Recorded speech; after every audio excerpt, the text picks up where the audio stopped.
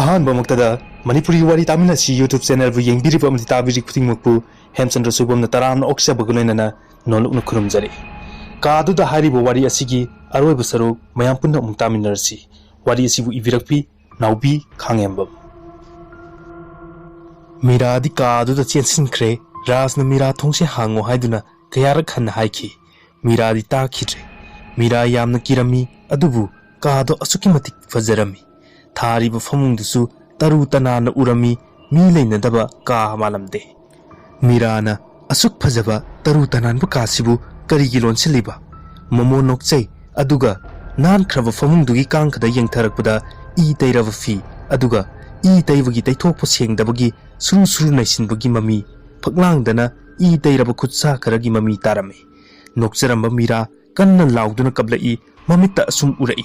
फमुंगदुगी नाकंदा ईगुम्बा मतुम ओइना मीरा मतोमता खल्ले मसिना करिनो मुन्ना येंगी खंगौदना अंगांग अमगी खोंजेलदा असिरो अैगी नाउफमने मीरा खंगलदुना कोइराउ लाउई कादुदगी चेंथोकनबो हनै अदुबु थोंग लोनसिनखिबना कप्तुना लाउदुना Laramie ngahaki mamangda kaduda oikiba saktamdo pumung hongkre hongdaba haibu tariba uriba ising adudi adumak lei mira namthiba manam kaya phoroklami kado mirang kang haingtana ngangbagi khonjal tarai mira thong hanjin thilli koirau lawi yamna kina masa pumba humangtana pumcho cholle masa dusu thakthang ni i khanghaudana thongdo hangdorakle chensilai mama mapana मीरा बु चेतना कोली अदुगा मीरा न रास्ता अयामना कीरे थो असि हाइदुना रास की मखुत पाइदुना थोखिबगा कादुगी थोंगतुसु लोनसिन किरमी mama मपादी कादुदा यामना कीना येंगलई मखोइना तौखिबसिंग अदु उरई ई तैथोकपा सेंगदुना लैरिबा मफम अदु उबदा ममादु हौना कबलई असुम निंगसिंगलई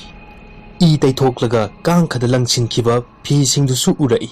सेंगनसु तैथोक हौद्रबा ईसिंग अमुक मतोमता लाउरई लिजा इमा लाले इमाबु ओंतदी ngakpiu hauna kapai kadugi thongnaw mingselsing mathang kairei akan banungsit siklai mira amadi rasna mama mapana kaptuna imau ibema aikoi bu omutadi kanbiu amutadi ngakpiu aikoi imau gi mfumda yam lankhre amutadi ngakpiu asumna kappagi khonjel rasna taki khonjel kaya amuna kadu pumnin ninki pokpada ngariba angang kappagi khonjel su tarai अमुक्सु नुपी अमन लेप लेतना यामना कन्न नोकली राजना mama मपाना हाइजबगी निकलब खोंजेल कीना कप्पगी खोंजेल सु तारई रास अमदि मीरा कादुदा मुन्ना येंगलगा तुंग हन्ना मखोई का तमना यामना कीना वांगांग बथोक्तना मसा पुंबा थक निकना चटली अमुक्सु कीना चटलिंगै तुंगदगी अकनबा नुंगसित कोक मपा खक्तदा सिलक्खी ममाई छत लेथोकलगा मीराना इमा हाइना खंगलाउ लाउई खोंजेलदो खोंथांग येना का अमदगी का अमदा अदुमक चटखी मखुटना मचिन मेचिनजै रासु यामना ngakna कीना मीरादा येंगी अदुबु मखोई अनि मखोंग थांगबदी थोकता हिकना कpai रास मीरागी लेंगजुमदा पाइरई मीरा खंगलाउ लाउई रासना मीरागी मचिन मेनसिल्ली मीरा तुमि लयु केदौगे मीराना तामो इमा बाबा से केदौख्रगे तामो अमुक्ति येंगो वाइसी हायरगा मीरा यामना कप्पी रासना मीराबु थेमजिल्ली अदुगा लोन खरब थोंग अदु नमखाइना होटनखी थोंगदुदी हांगदोरकले मतोमता ममा मपादी लेते रासना थौलकपगा थोंग अदु अमुक लोनसिनख्रे कादुसु पुमचिक चिख्रे कनागी खोंजल अमथसु ताकिद्रे रास थोंगदा ngathaduna machinda ima baba sonduna kapai adubu miradi kappasu tokre aduga thongnaw romda munna yengdun lei मखोंग तपना थांगी अदुगा हाइरई तामो आदा मुसी ngalamba मैसे असुम नक्सिलकले मीरा थोंनाव तमना जंगसिनख्रे रास पुक हौगतलगा मीरा ना हाइरिबदो मासु येंगलमी असुम नक्सिलई रास वा अमता हाइब नंगद्रिङै मीरा दि थोंनाव मनाक्ता लेपख्रे खंगहौदना अंगौबो मतुम अमा खंगपाइ पाइसिलई मीरा कन्ना लाउरमलगा लैमाइदा ताकी रासु लाउरगा मखुटना ममाइदा खुमजिली मखोई अनिगी खोंजेलदो असुम खोंथांग येना चटखी ममाई हाइदोकलगा चटख्रिब खोंजेलदुगी खोंथांगदुगी माइकै थुंगना को येंगदुना लै अदुगा मीराना तादुना लैबदु उइ मीरा ज्ञान मांगना Tumin लैख्रे Ras Miragi manak tamna chensilai aduga kawi Mira se tabrom mitpango se mitpango Mira bu phamungda hiphanduna gyan tawa ngairi Rasna asomdana mama mapa anido lamhang tamna soro soro chingthorakre huisu yamna khongi hui khongi khanna nupi amana tumlambadagi thongnawda yengthoklammi aduga urai phi angawba setpi masam yamna sangbi nupi amana mathakta amuk chongkhat makhada amuk chongtha ngangduna chatpa aduda nupi ado lauduna wanthaki imungi mi singna laknai asumma miyoi kharada lijana uhanki lekai pumnamakta khanganki kihan khanganduna laknarami Raski mama mapadi lamhangduda kihanduna kanna laknari mamadu Lizagi momfamda laktana langsili bomfamdu tana puthoraklibdu kanana no khangdri masamana ifafa mongphang mathaktagi kina kaptuna famna mamit kuptana maikai khuding sat yenglami laptakna mapuroibna lauduna kappagi khonjel do tarai mama na kappaga harai aikhoi asumna otkadabi saru hathok piro aikhoi isana yare marai bakto u amada matomta yeshinjai amuk mamadu masam paiduna laktana singthoi khangtu tui mahakna turibdo nupi amagi makhongdani amuk khanglaw lawi aduga amuk khanglep lepi nupi do matung onthok laga lepi mamana yamna pakhatna sauna hangi nang kanano aigi imungbu karigi otli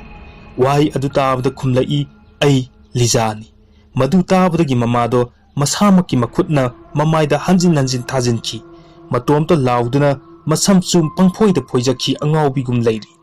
aduga amuk thawaiduna ai Lizani hairaga hauna nokhi mafamdudagi thawaidu amuk mangki mamaso haugatlaklaga mafam khangdana cheli amuk karigumba amada khudi thidun tusilli yenglubada mapuroibana fibom kaina tabdu urai nupadu phuk haugatlaklaga hairai nangna nupi oibibu kari oina khali aji hairaga makhari melakhi madudagi mamadu phana koina muknaraba matung nanthok chelai mapasu haugatlaga tanarai kadaidagino khangde makhutna singjang amasu pai tanarakpasu lepte mamadu ujau amagi marumda thuptuna machin melaga sor thabet honduna leiri amuk lakpra haina yengthorakpa matamda khanghaudana singjangduna yalai masadadi panhodre ududa pali amuk mamaido leithoraklaga chenge tawda mamai mapa chap chana asiba nupi ama udagi yantharaga tarai amuksu lauraga chap lepi magi nupasu akiba sakphangga loinaduna kanna noi mamaduna hairei aigi thawaitadi kanbiu nupaduna yamna kanna nokladuna nupi khonjelda nangi thawai hingliba hojik phawba waisi hairaga amuksu kanna noklami aduga khangawdana singjangduna yanthage tawbada makhoi ani singjangdo munnaraga nupado inthuramlaga nupidu kap lauduna chelaklami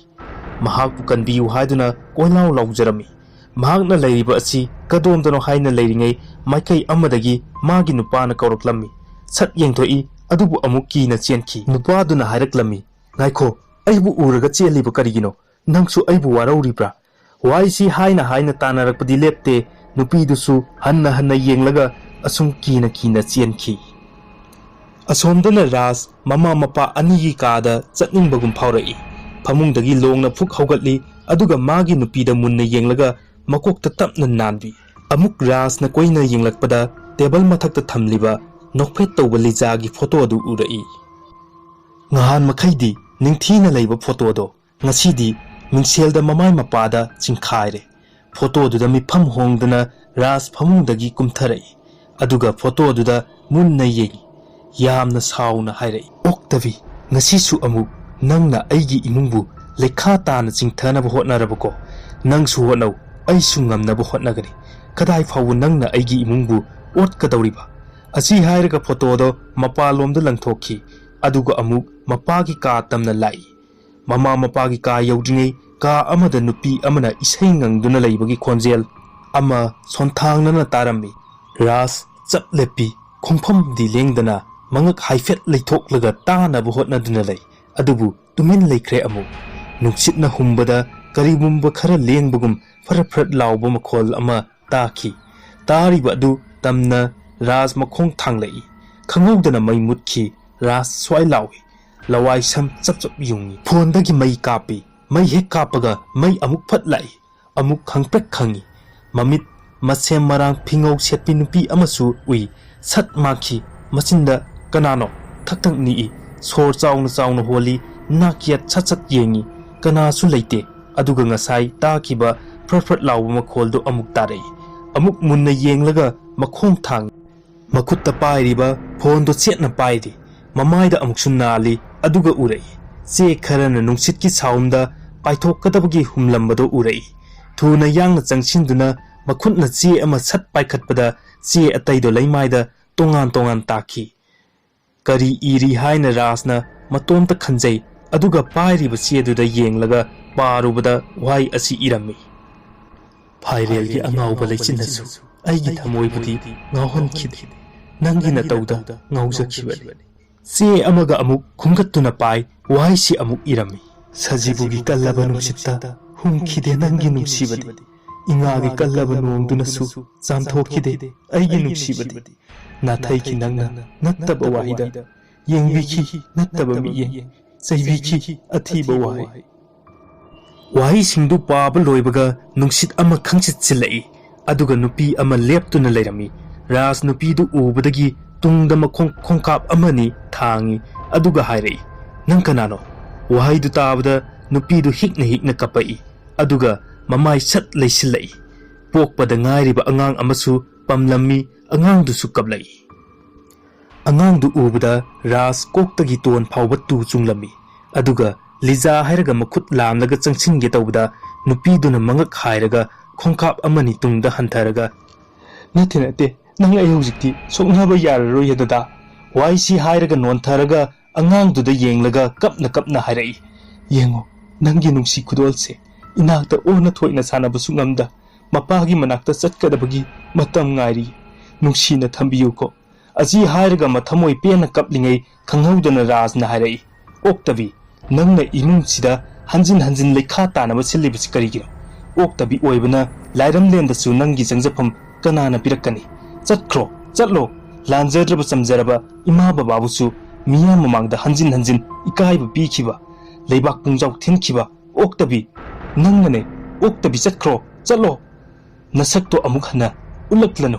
wahaidu tabda akanba nungsit kaloinana liza yamna chauna mamit phaina yengi angang kappal helaklammi waising adu hairamlaga ras khuru khudak kunduna kappaga chatpikro makhutna leimaida hanjin thajinlammi liza amadi angang kappa tokre aduga liza na hairaklammi ai oktabi nate mapok khudingmaktasu ai oktabi oiroi aibu makhoina khunek tawduna oktabi ohenki ras lizada yamna ngakpa miyenga loinana kanana liza na hairei imungsida dadana chatkhiba numittagi karamba fivamda aibu thamki nangnadi khangbide lekagi miyamnasu khangbikhide ubikhide mapuroibana chathokringai atopa lamlanba kanada miyeng thamjadabi maithai nupini khara khakna chenthahanbane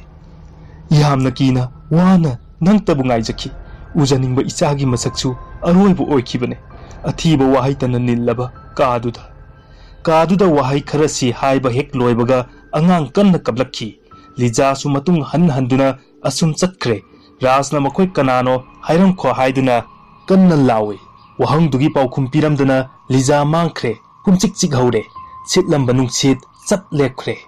adubu rasti lijabu kauduna kapli makhoi kanano haiduna adudagi mama mapasu thongaldagi kauna duna chensilai macha nupa ubada ibungo ima babagi thawaise manglanggadabdagi mapu mana kanbibani asi hairamlaga mama aduna imodi matomta hundoktuna thamlamlabro imaudo masalum libani mokhoi baba imogi nakta jaselao asi hairamlaga mamaugi manakta changkhre ras tumin lei khalai aigi ima baba nabu asigumlicha karamna lijana phonda hairakpa wahai khara ningsing lei ima baba se yamna phai aibu khong phawba hambiribani sak phawba khutna chajade inbiribani kari maramgino mahakna kapkhibado aina hangba wagi ona tainaba paukhum pirakhiba matamduda aina karisu luna khanjilude mani pumnamak makhoigi khujil thawangni asi khanna kada changai mama mapa ani miragi nakta lerami mira kaplaga wari sanarami Maduda mapana nong dengan kisanu mai ba ama tanaduna yengthokchi imung sida tawraklibase karino haibdu yengthokchi Rajna mai ba tanadrabsu isa na gyan tana buleiradi karisu natte mama mapagi wa marak thatlaga yare ima babasu potha piruro nongan gidore ong tasin krabane Raj amukta ngangthoktaba makoina haibda inba masanupani adubu magi matawdu ubda ngakna mama mapa yengnaraga kadagi thokre nongale lekai hotel da cha thak pathokpa mioi singna ngangnarami ngarangdi sumaina tawi mitta urei yamna kiko horel ahin chu tawradi kamdongni maya maraktagi amana mado Raj hoi khuromdagi thoklak iline amana su hoi makhoiromdagi ne amana adubu oktabi lijadu mandro amana su hoine phibamda makhoi imungdadi karisu tawdaba zala tawrise khunsidane atheng amamda lamhang ama leirisida kanamta satpa ngamnadrabaniko ngahansu Raj masana natro oktabili jadu thengnaina koirang laubda aikhoi mayamna pusin birambado hoine oktabido poloibasu mane makuna mafamduda adum tawkhibadaine amana amu tawki madugi oktabido ngamdi ngamkhibani he ado makhoiromda chatlaga CMC amadi tadanga tanarubna fatro amana hoi khungi pradhan member su yawanse makhoida su nongwadi tholakadawri hoi asi hairaga Rasoida makhoi mayam laklammi Ras Mira amadi mama mapa punna phamlammi mayam du ubda Rasna ini khoi mayambu kari leirage kari tanasige mayam maraktagi amana ibungo Ras ngarangdo athengbada nupi ama kappaga sali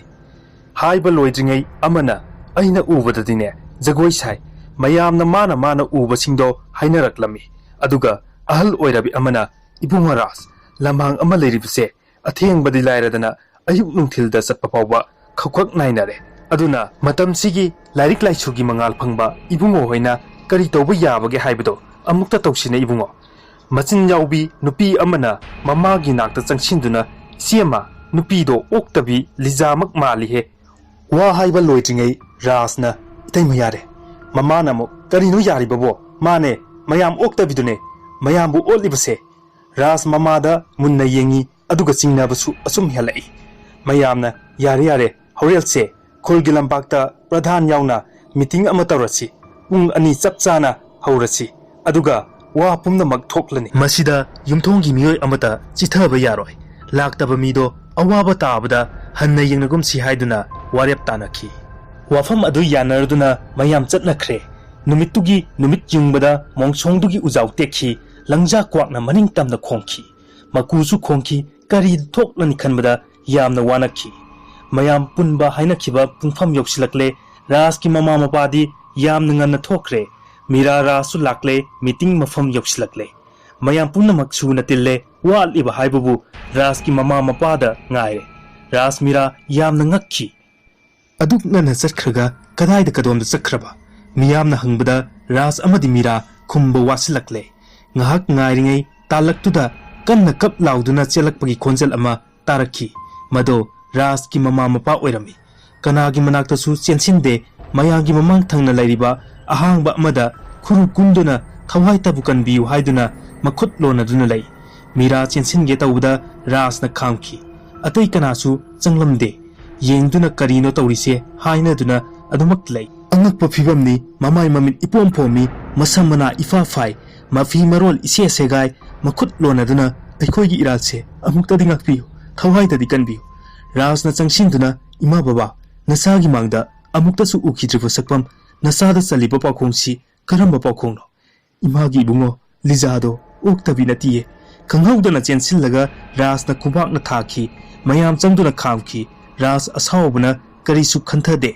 mayam changduna phare wari pumba amata chithadana mama mapana lire Mira kapna chensinduna harai aibuna karigi hingali halo aibusu halo wari pumba tarabda khoisaunaraba mayamna mama mapabu phurammi phuba heman khibna mama mapa animak aroiba sor hon khirami Mira na kaptuna ise gi saktam nanauda amuktadi uhanbiu asi hairaga kapchaki Raj ki yumda mayam punna numidang duma leire Rajna lijagi ka du thong hangna hotnarami adubu yaramde maiba ama yauna makhoi punna ahing matam ngairi ikhang khangaudana Raj ta kaurai dada ꯑꯩꯕꯨ ꯆꯠꯅꯕꯒꯤ ꯑꯌꯥꯕꯗꯣ ꯄꯤꯕꯤꯔꯣ ꯑꯩ ꯆꯠꯂꯒꯦ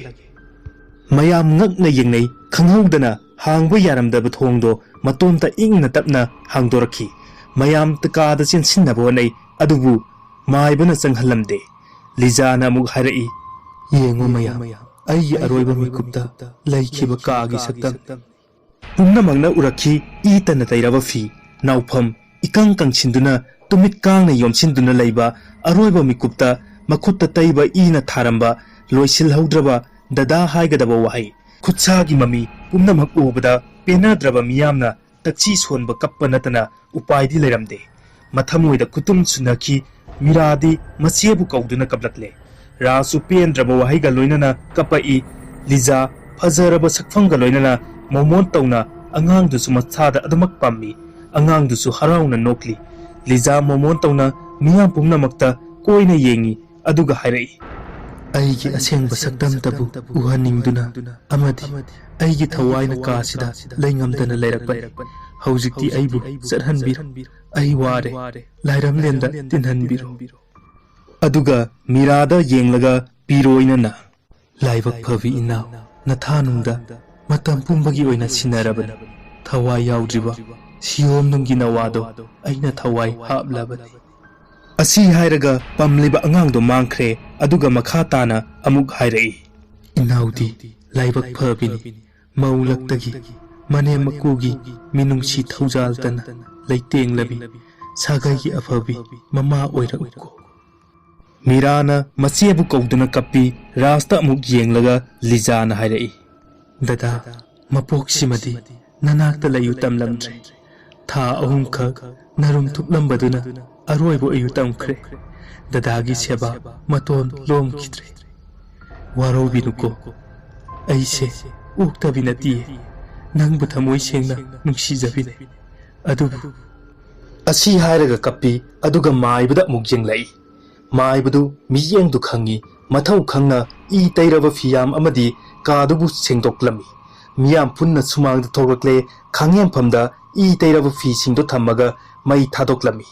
ꯂꯤꯖꯥꯗꯣ ꯄꯨꯝꯅꯃꯛ ꯃꯊꯪ ꯃꯊꯪ ꯌꯦꯡꯂꯒ ꯃꯣꯃꯣꯟꯅꯣꯛ ꯄꯤꯔꯥꯡ ꯄꯤꯔꯣꯏꯅꯅ ꯍꯥꯏꯔꯝꯃꯤ ꯍꯧꯖꯤꯛꯇꯤ ꯑꯩꯒꯤ ꯑꯁꯦꯡꯕ ꯁꯛꯇꯝ ꯈꯪꯂꯕꯅꯤꯅ ꯑꯃꯨꯛ ꯂꯥꯛꯂꯔꯣꯏ ꯂꯥꯏꯔꯝꯂꯦꯟꯗ ꯇꯤꯟꯈ꯭ꯔꯒꯦ ꯊꯋꯥꯏꯁꯤꯅ ꯂꯩꯔꯝꯕꯒꯤ ꯂꯩꯉꯝꯗꯅ ꯂꯩꯈꯤꯕꯅꯤ ꯀꯥꯗꯨꯗ ꯃꯇꯥꯡꯁꯤꯗ ꯇꯥꯍꯟꯖꯔꯤꯕ ꯋꯥꯔꯤ ꯑꯁꯤ ꯂꯣꯏꯁꯤꯟꯖꯔꯦ ꯋꯥꯔꯤ ꯑꯁꯤ ꯄꯥꯊꯣꯛꯆꯕ ꯃꯇꯝꯗ ꯁꯣꯏꯈꯤ ꯂꯥꯟꯈꯤꯕ ꯌꯥꯎꯔꯕꯁꯨ ꯄꯨꯝꯅꯃꯛꯅ ꯉꯥꯛꯄꯤꯌꯨ ꯍꯥꯏꯖꯕꯒ ꯂꯣꯏꯅꯅ ꯇꯥꯕꯤꯔꯤꯕ ꯑꯃꯗꯤ ꯌꯦꯡꯕꯤꯔꯤꯕ ꯈꯨꯗꯤꯡꯃꯛꯄꯨ ꯃꯅꯤꯄꯨꯔꯤ ꯋꯥꯔꯤ ꯇꯥꯃꯤꯟꯅꯁꯤ ꯌꯨꯇ꯭ꯌꯨꯕ ꯆꯦꯅꯦꯜꯒꯤ ꯃꯥꯏꯀꯩꯗꯒꯤ ꯑꯃꯨꯛ ꯍꯟꯅ ꯈꯨꯔꯨꯝꯖꯔꯤ